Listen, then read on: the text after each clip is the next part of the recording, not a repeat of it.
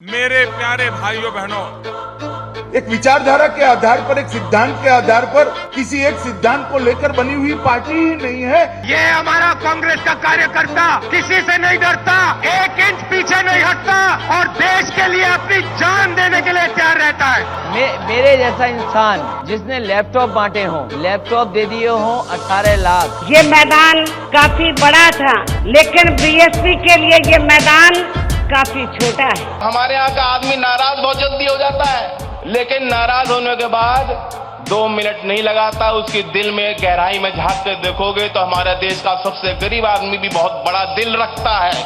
Home ministry हमारी headmaster है क्या? एलजी हमारे हेडमास्टर है क्या? हम बच्चे हैं क्या? उनकी क्लास में पढ़ते हैं क्या? 2022 में किसकी बनेगी सरकार, किसके सर होगा मुख्यमंत्री का ताज?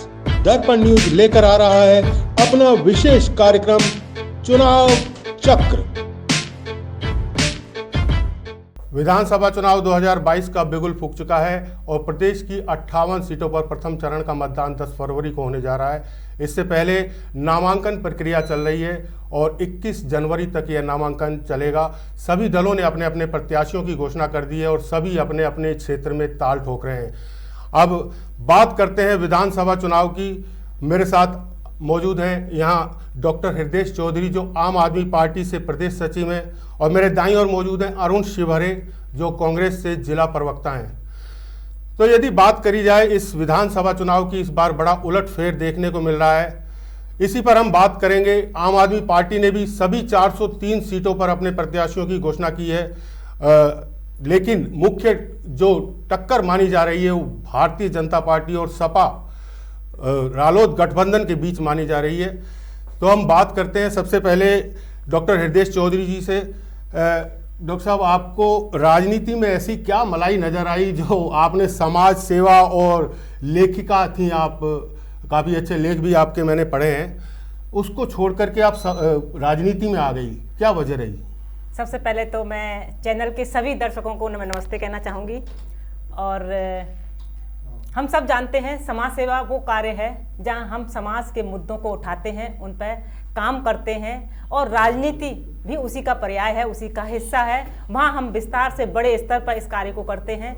जब हम 10 साल से समाज सेवा कर रहे थे, सब पूरा शहर जानता है, मैं जो फुटपाथ पर रहने वाले ग्वारिया जाति के जो बच्चे हैं, उन बच्चों को मैं शिक्षा दे रही थी। और जब ये काम करते करते हमने शहर पूरा अपना कवर कर लिया था, तो हम चाहते थे कि इस शहर से आके दूसरे शहर के बच्चे भी पढ़ें और अन्य शहरों की जो समस्याएं हैं, हमारे आगरा शहर की समस्याएं हैं, उन पर लगातार हम ऐसे काम करते आ रहे थे। उसको विस्तार देने के लिए फिर मैंने सोचा कि मुझे राजनीति में आना चाहिए, जिससे कि मैं विस्तार से बड़े स्तर पर, बृहद स्तर पर हम इसको कार्य कर सकें। और जहाँ तक लेखिका की बात है, आप सब जानते हैं मेरी लेखनी हमेशा मैंने उन्हीं मुद्दों को छुआ है जो समाज के हित में है, या जो हमारे आसपास की जो घटना है, क्योंकि साहित्य समाज का दर्पण होता है, आईना होता है। मैंने हर मुद्दे पर उन पर लेखनी चलाई है जो समाज को कहीं ना कहीं छूते हैं। यही मेरा एक पहला कदम था कि मैं राजनीति में आई हूँ। अब मैं दूसरी बात करती हूँ कि माननीय अरविंद केजरीवाल जी हिंदुस्तान के इकलौते ऐसे नेता हैं जिन्होंने 5 साल सरकार चलाने के बाद जनता के बीच जाकर जनता से वायदे नहीं किए। उन्होंने इस बात को कहा कि अगर मैंने 5 साल काम किए हैं तो मुझे वोट दीजिएगा, अन्यथा वोट नहीं किएगा। ये साहस राजनीति में 40 साल तक सत्ता का सुख भोगने वाली किसी भी राजनीतिक पार्टी ये साहस नहीं कर सकी है। मेरे भाई अरुण शिवहरे जी बैठे हुए हैं, आप कहिए 40 साल सत्ता भोगने के बाद आज वो उस जनता में जाके कहें कि अगर मैंने काम किया है तो मुझे वोट दें, अन्यथा नहीं दें। ये काम अरविंद केजरीवाल जी ने किया है। और आप देख भी रहे होंगे पिछले वर्षों से कि मुद्दों को उठाने में मुख्य विपक्ष की भूमिका अगर किसी ने उठाई है तो आम आदमी पार्टी ने निभाई है। और हमने देखा है, आप सबने देखा है कि चाहे वो जल जीवन मिशन का जो घोटाला हुआ हो, चाहे वो राम मंदिर प्रभु श्री राम की जमीन खरीदने के घोटाला में चाहे हुआ हो, और चाहे वो जो कस्तूरबा विद्यालय में जहां जब विद्यालय बंद था कोरोना काल में और 9 करोड़ बच्चियों के खाने को और स्टेशनरी को मामले को लेकर घोटाला हुआ हो, चाहे वो जो कोरोना काल में ऑक्सीमीटर,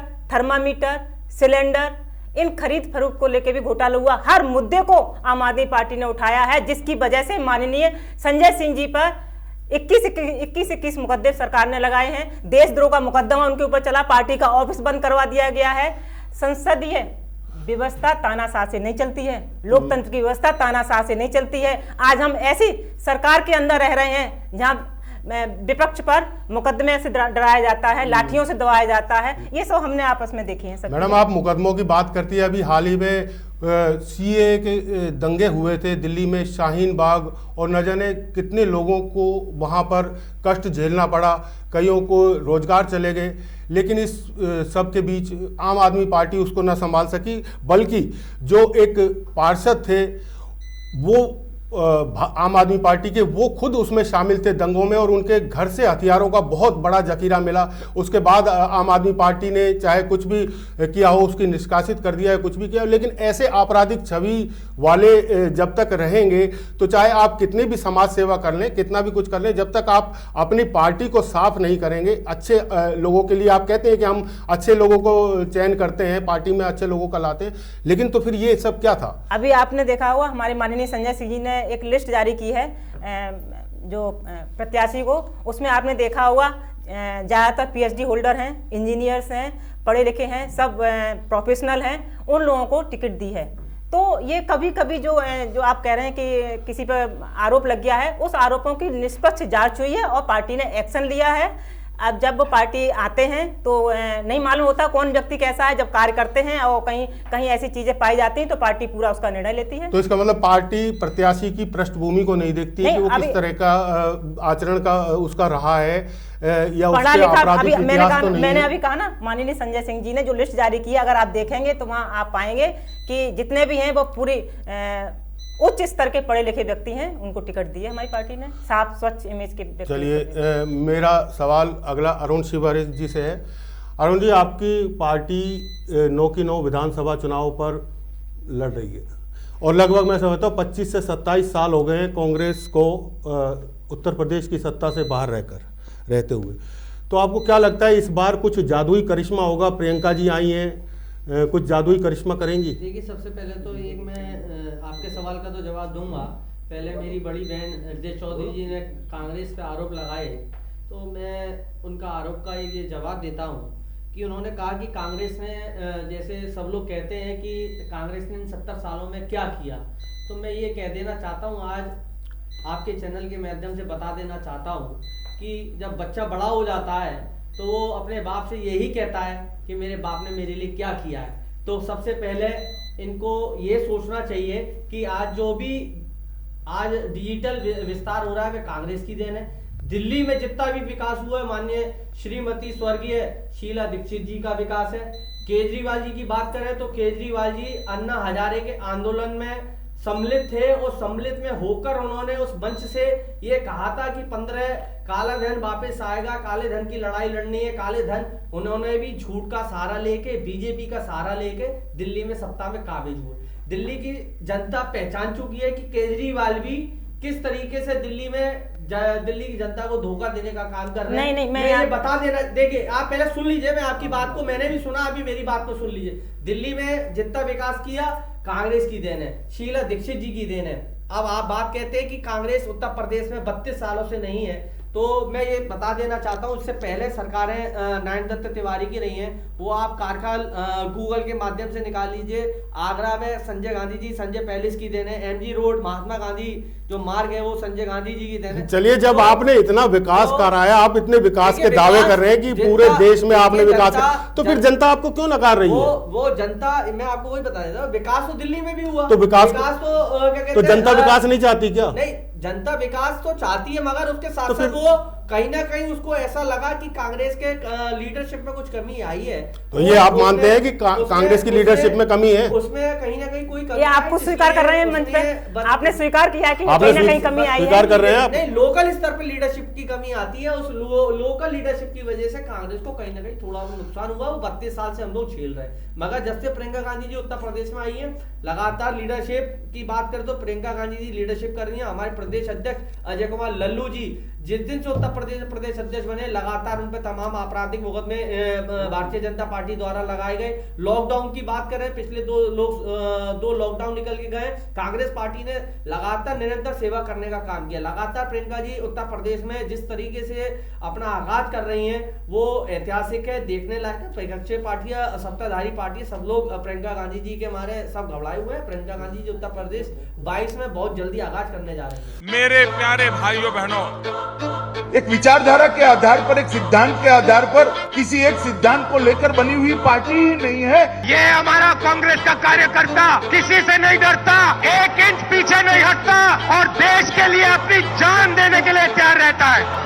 मेरे जैसा इंसान जिसने लैपटॉप बांटे हों, लैपटॉप दे दिए हों 18 लाख। ये मैदान काफी बड़ा था, लेकिन बीएसपी के लिए ये मैदान काफी छोटा है। हमारे यहाँ का आदमी नाराज बहुत जल्दी हो जाता है, लेकिन नाराज होने के बाद 2 मिनट नहीं लगाता। उसकी दिल में गहराई में झांक कर देखोगे तो हमारे देश का सबसे गरीब आदमी भी बहुत बड़ा दिल रखता है। होम मिनिस्ट्री हमारी हेडमास्टर है क्या? एलजी हमारे हेडमास्टर है क्या? हम बच्चे हैं क्या? उनकी क्लास में पढ़ते हैं क्या? 2022 में किसकी बनेगी सरकार? किसके सर होगा मुख्यमंत्री का ताज? दर्पण न्यूज लेकर आ रहा है अपना विशेष कार्यक्रम चुनाव चक्र। अरुण जी, कांग्रेस की पूर्व जिलाध्यक्ष रही मनोज दीक्षित पर एक बहुत बड़ा आरोप लगा था कि उन्होंने, और उनका वीडियो भी प्रसारित हुआ था सोशल मीडिया पर, काफ़ी वायरल हुआ था। उसमें वो कुछ पैसों की बात कर रही हैं और शायद वो वीडियो आपने भी देखा होगा।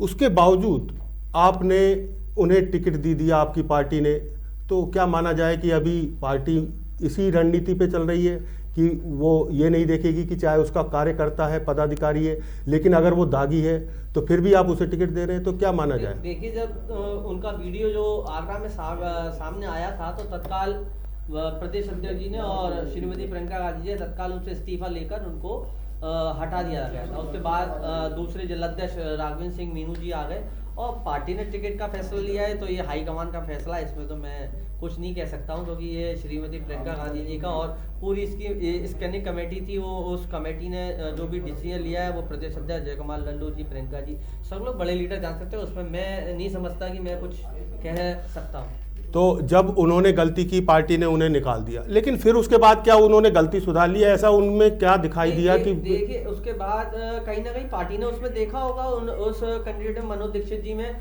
कि वो लगातार क्षेत्र में काम कर रही हैं, जो भी उनकी, क्योंकि एक्चुअल आपको बता दूं कि प्रियंका गांधी जी की करीबन 4 से 5 टीम आगरा में काम कर रही थी और उसकी रिपोर्टिंग के आधार पर उनको जो भी कैंडिडेट चुने गए उसके आधार पर उनको टिकट दिया गया। तो ये तो उसकी रिपोर्ट्स उनकी क्या गई हैं ये तो उस कमेटी ने दिया होगा, मैं नहीं समझता हूँ कि क्या रिपोर्ट गई होगी। खैर, अगला सवाल मेरा हरदेश जी से है। ये आगरा से हीरेन अग्रवाल पदाधिकारी थे, उनको आम आदमी पार्टी से टिकट भी मिलने वाला था, लेकिन उसके बाद उन्होंने खुद स्वतः इस्तीफा दे दिया आम आदमी पार्टी से, और अब वो आम आदमी पार्टी को कोसते फिर रहे हैं और चोर और ना जाने क्या क्या कह रहे हैं। तो ऐसी क्या वजह रही कि आम आदमी पार्टी से जो 2 महीने में ही मोह भंग हो गया उनका? क्या कहना चाहेंगे इस बारे में? अभी मैं जवाब देना चाहूँगी भाई अरुण जी का। उन्होंने कहा कि दिल्ली में हमारी सरकार ने इतना विकास किया था और आम आदमी पार्टी ने कोई ऐसा विकास नहीं किया। अगर ऐसी बात है तो 3 बार चुनाव होने के बाद प्रचंड बहुमत में बराबर आम आदमी पार्टी सरकार बना रही है, जनता का विश्वास जीत रही है। आप क्यों नहीं इतने विकास के बाद भी आ पा रहे हैं? दूसरी बात, जैसे आपने कहा इतना हमारी पार्टी ने किया, यानी जनता खुद चाहती है, जनता के मुद्दे हैं।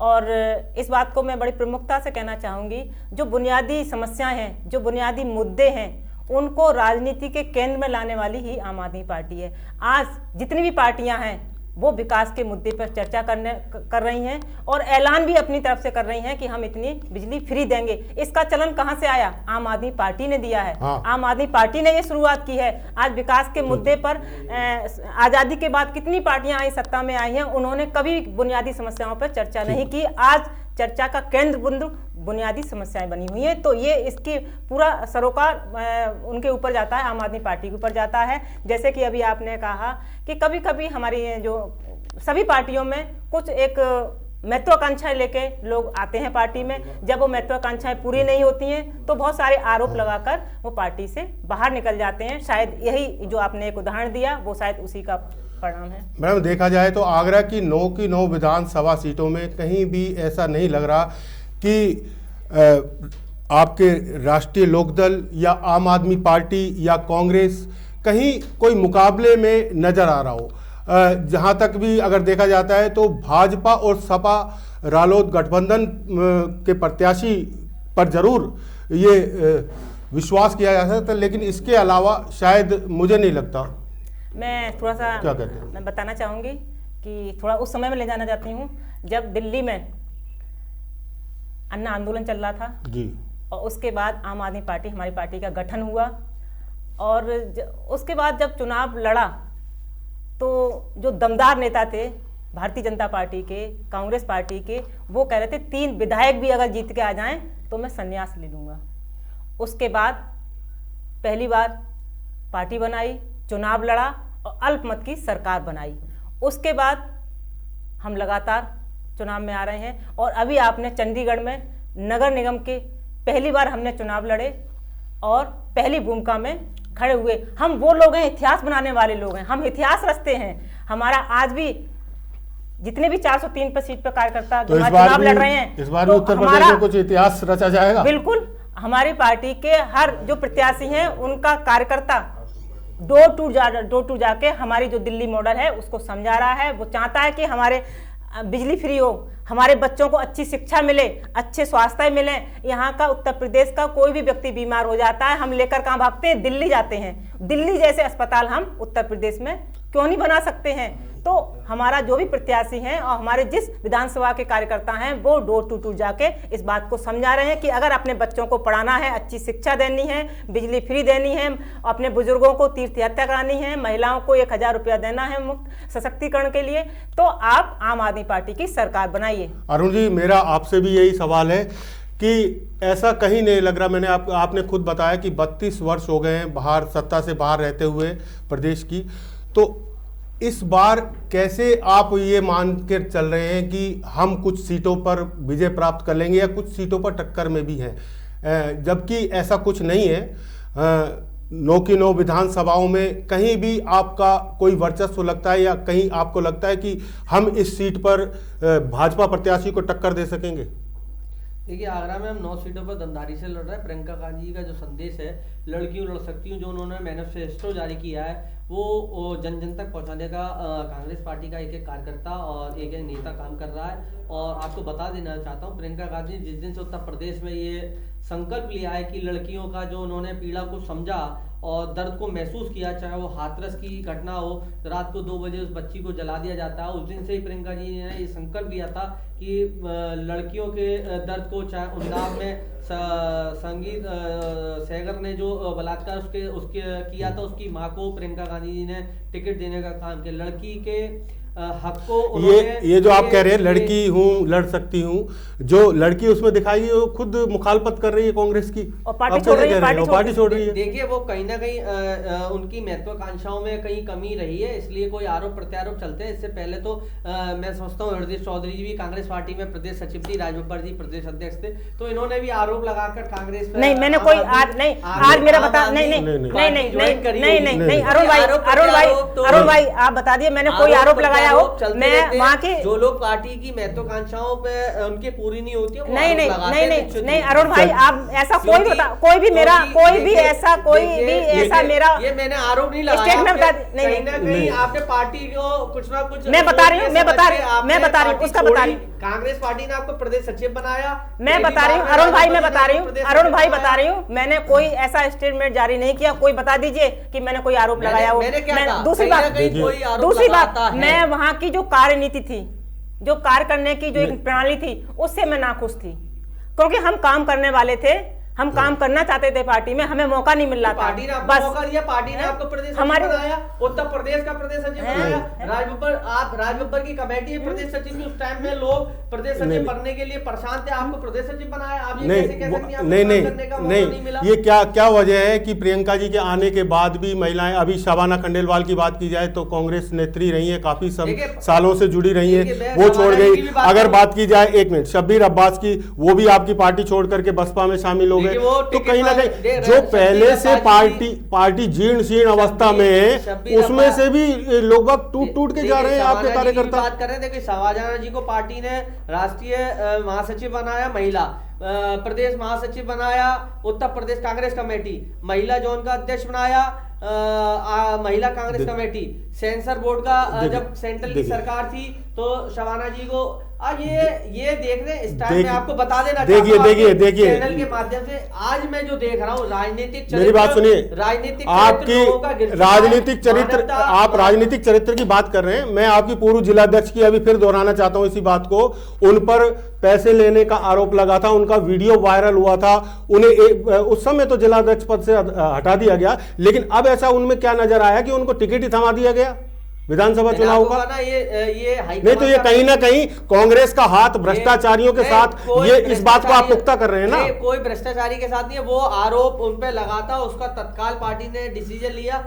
अब उनको टिकट, अब ऐसा क्या नजर आ गया उसमें? वही पूछना चाह रहा हूँ, अब वो क्या गंगा नहाया ही? आगरा में पूरी कमेटी काम कर रही थी, जो भी उनकी रिपोर्ट गई है वो उसकी रिपोर्ट के आधार पे हाईकमान ने फैसला लिया, क्योंकि मैं हाईकमान के फैसले को ना नकार सकता हूँ ना कुछ कर सकता हूँ। चलिए हाईकमान का, चलिए ठीक है। मैं आपसे एक सवाल और पूछना चाहता हूँ। आप ये बताइए कि आपकी 9 सीटों में से आप कितने सीटों पर अपनी जीत मानते हैं? पे दमदारी से लड़ाई लड़ रहे हैं, ये जनता फिर मैं कहूँगा, ये फिर जनता। आप फाइट में किस सीट पे हैं? हम खेदागढ़ फाइट में हैं, हम क्या कहते हैं फतेहाबाद फाइट पे हैं, हम लगातार उत्तर पे फाइट पे हैं, हम आगरा में लगातार लड़ाई लड़ रहे हैं। देखिए प्रियंका गांधी ने वायदा किया था कि वाल्मीकि समाज को टिकट देने का, वो वाल्मीकि समाज को टिकट देकर प्रियंका गांधी ने अपने वायदे को पूरा किया है। तो हम लगातार जनता में अपना मैसेज दे रहे हैं, ये जनता का फैसला होगा, वो कांग्रेस पार्टी को स्वीकारेगी नहीं स्वीकारेगी, ये समय आने पे जनता जवाब देगी। जनता मन बना चुकी है इंटरनल। मैं समझता हूँ कि कांग्रेस पार्टी बहुत दमदारी से उत्तर प्रदेश में आगाज करने जा रही है। जी। चलिए मैं आपसे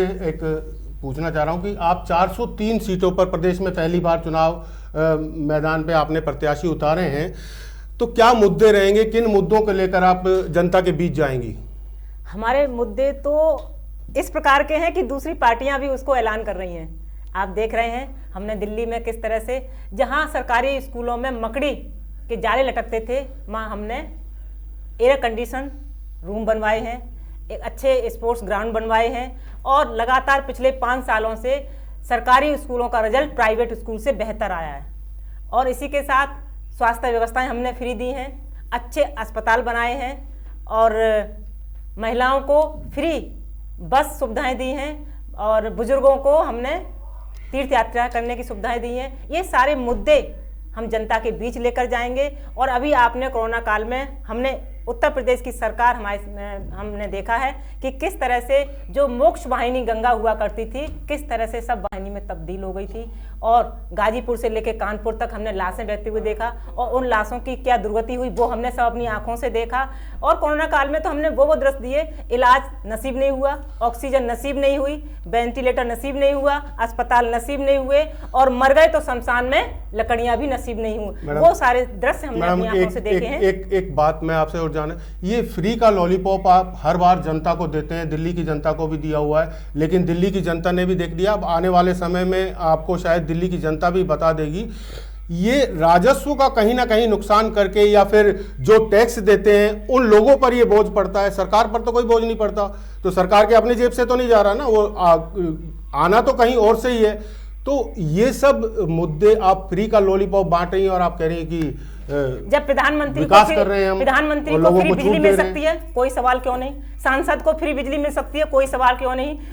मंत्री को फ्री बिजली मिल सकती है, कोई सवाल नहीं। विधायक को जब फ्री बिजली मिल सकती है, कोई सवाल नहीं। लेकिन जब जनता को फ्री बिजली मिलते हैं तो कहते हैं आप फ्री लॉलीपॉप दे रहे हैं। तो मैडम आप मध्यम वर्गीय परिवार, मध्यम वर्गीय लोगों की बात क्यों नहीं करती है? आप केवल हमेशा गरीबों की बात करती है। गरीब मध्यम वर्गीय नहीं पिसता उसमें? मध्यम वर्गीय हमारा कार्यकर्ता हर वर्ग में जा रहा है, मध्यम वर्गीय में जा रहा है, गरीब में जा रहा है, झुग्गी झोपड़ी में जा रहा है, महलों में रह रहे हैं उनके पास जा रहा है, हर व्यक्ति के पास जा रहा है दिल्ली मॉडल को समझाने के लिए कि हमारी सरकार बनती है तो इतनी सुविधाएं, बुनियादी समस्याएं दूर हो जाएंगी। और सच्चा राष्ट्रवाद, सच्चा राम राज्य उसी को कहते हैं जहां पर हर चेहरे पर मुस्कान हो और उसके बच्चे अच्छे स्कूल में पढ़ रहे हो, बेहतर स्वास्थ्य हो और वो आराम से अपने अच्छी व्यवस्था में अपनी जीवन गुजार सके।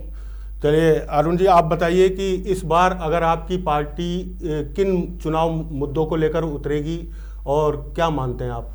हमारी श्रीमती प्रियंका गांधी ने 8 प्रतिज्ञा उत्तर प्रदेश में अपने मैनिफेस्टो में जारी की हैं और वो 8 प्रतिज्ञाएं बहुत ही अच्छी हैं। उन्होंने ना वायदा किया है, ना कोई झूठे कोई ऐसा प्रलोभन देने का काम किया। उन्होंने लड़कियों के लिए सारी मैनिफेस्टो लड़कियों को और युवा वर्ग को देखते हुए उत्तर प्रदेश में जारी किया और वो मैं समझता हूँ कि इससे पहले जितने उत्तर प्रदेश में प्रोग्राम हुए हैं वो एक ऐतिहासिक थे और सैलाब था। तो 8 हमारी प्रतिज्ञा है, वो चाहे स्कूटर हो, स्कूटी हो, मोबाइल हो, स्मार्टफोन हो। आपकी पार्टी ने अभी तक सीएम चेहरा भी नहीं घोषित किया है, ये भी नहीं पता कि कौन सीएम बनेगा, कभी भी किस आधार पर चुनाव दे जनता आपको, किस आधार पर वोट करे। कभी भी अपना पहले से मुख्यमंत्री चेहरा घोषित नहीं करती है। वो समय आने पर उनका विधानमंडल दल तय करता है। समय आने पर आप किसी को भी बिठा दोगे वो हमारा विधान नहीं, तो जनता को पता तो होना चाहिए कि हमारा नेता कौन है, हमारा सीएम कौन बनेगा। हमारा नेता अजय कुमार लल्लू है, प्रदेश अध्यक्ष अजय कुमार लल्लू है, प्रभारी हमारी श्रीमती प्रियंका गांधी। आप ये कैसे कह रहे कि हमारा नेता नहीं, सीएम पद के लिए जब तक आप चुनाव में खड़े हैं और आपका सीएम नहीं पता कि आपका सीएम कौन है। मैंने आपको बताया ना, नेशनलाइज लेवल पे पार्टियां कभी भी उत्तर प्रदेश, ये बताइए भारतीय जनता पार्टी ने पहले कौन सा मुख्यमंत्री पहले जारी कर दिया था? नाम चल रहा था मनोज जी का, मथुरा वाले ऊर्जा मंत्री जी का, लेकिन बैठाल दिया गया। लेकिन उसके बावजूद भी इतना भारी बहुमत से 300 से ऊपर सीटें जीती थी भाजपा। ये बहुमत तय होने के बाद कांग्रेस पार्टी निर्धारित करती है कि उनका मुख्यमंत्री चेहरा किसे बनाएगा। वो बोर्ड बैठता है, बाकायदा मीटिंग होती है, अपनी CWC की मीटिंग होने के बाद हमारे यहाँ जो है तय होता है कि मुख्यमंत्री का चेहरा कौन होगा। ये समय आने पे वो विधायक तय करेंगे, हमारे पहले से थोपा नहीं जाता है कि पहले से आप थोप के किसी को बैठाल देंगे। चलिए मैडम, आप क्या कहना चाहेंगी इस बारे में? जिस तरह से आम आदमी पार्टी अब 403 सीटों पर चुनाव लड़ रही है, तो आप कितनी सीटों को मानती हैं कि हमारी इतनी सीटों पर तो कम से कम जीत होगी या इन सीटों पर हम टक्कर में हैं? देखिए, बुनियादी मुद्दों को लेकर हम जनता के बीच में जा रहे हैं और फरवरी में मार्च तक जनता खुद बता देगी कि आम आदमी पार्टी कितनी सीटें जीत कर आ रही है।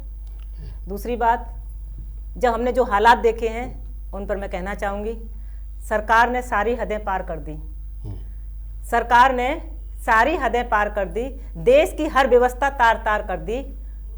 जनता उनको माफ नहीं करेगी जिन्होंने मानवता के बीच दीवार कर दी।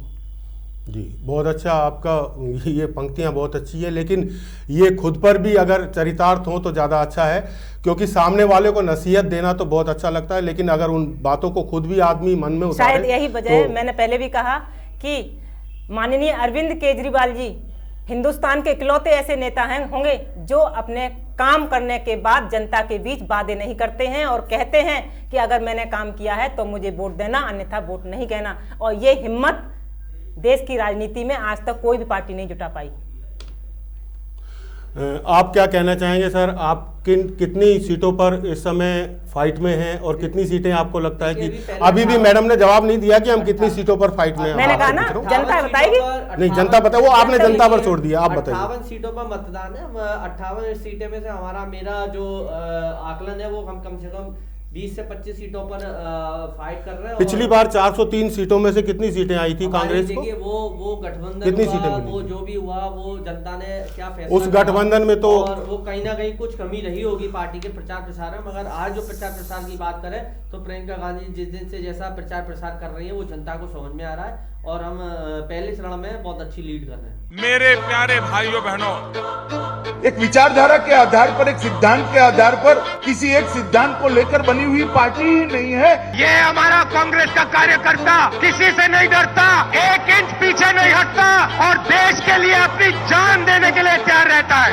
मेरे जैसा इंसान जिसने लैपटॉप बांटे हों, लैपटॉप दे दिए हों 18 लाख। ये मैदान काफी बड़ा था, लेकिन बीएसपी के लिए ये मैदान काफी छोटा है। हमारे यहाँ का आदमी नाराज बहुत जल्दी हो जाता है, लेकिन नाराज होने के बाद 2 मिनट नहीं लगाता। उसकी दिल में गहराई में झांक कर देखोगे तो हमारे देश का सबसे गरीब आदमी भी बहुत बड़ा दिल रखता है।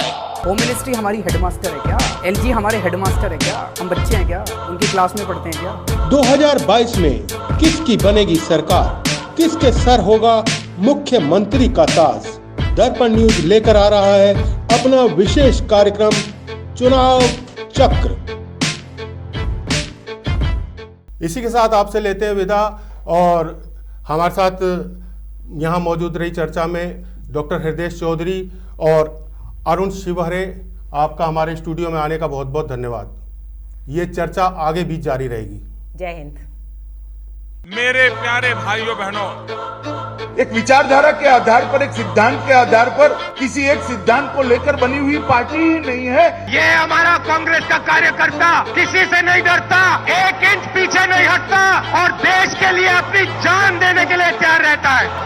मेरे जैसा इंसान जिसने लैपटॉप बांटे हों, लैपटॉप दे दिए हों 18 लाख। ये मैदान काफी बड़ा था, लेकिन बीएसपी के लिए ये मैदान काफी छोटा है। हमारे यहाँ का आदमी नाराज बहुत जल्दी हो जाता है, लेकिन नाराज होने के बाद 2 मिनट नहीं लगाता। उसकी दिल में गहराई में झांक कर देखोगे तो हमारे देश का सबसे गरीब आदमी भी बहुत बड़ा दिल रखता है।